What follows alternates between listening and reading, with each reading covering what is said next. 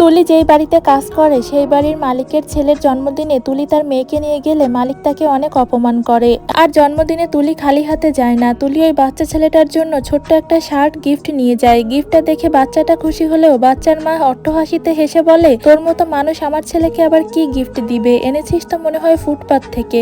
জানিস তো আমরা এসব পড়ি না, তুই কেন টাকা খরচ করে এটা আনতে গেলি, এটা তো আমরা ফেলেই রেখে দেব। তুলি চুপচাপ দাঁড়িয়ে এগুলো কথা শুনতেছিল, কিন্তু ছেলেটা সেই শার্টটা খুলে দেখতে পায় এটা তারই পছন্দ করা ব্র্যান্ডের একটা শার্ট। ছেলেটি তার মাকে বলে, মা এটা তো আমারই পছন্দ করা সেই ব্র্যান্ডের শার্টটা, যেটা আমরা তুলি এবং তার মেয়েকে নিয়ে কিনতে গিয়েছিলাম, তখন তুমি আমাকে এটা নিয়ে দাওনি, আর তুলি সেই শার্টটাই আমাকে এনে দিয়েছে। আসলে তুলি যখন দেখেছিল যে বাচ্চা ছেলেটি ওই শার্টটি পছন্দ করলেও তার মা তাকে নিয়ে দেয়নি, তখন তুলি তার মেয়েকে কোনো কেনাকাটা না করে দিয়ে সেই টাকা দিয়ে শার্টটি কিনে ছেলেটির জন্মদিনে উপহার দেয়। তুলির এমন মন মানসিকতা দেখে ছেলেটির মা তার ভুল বুঝতে পেরে তুলির কাছে ক্ষমা চায়।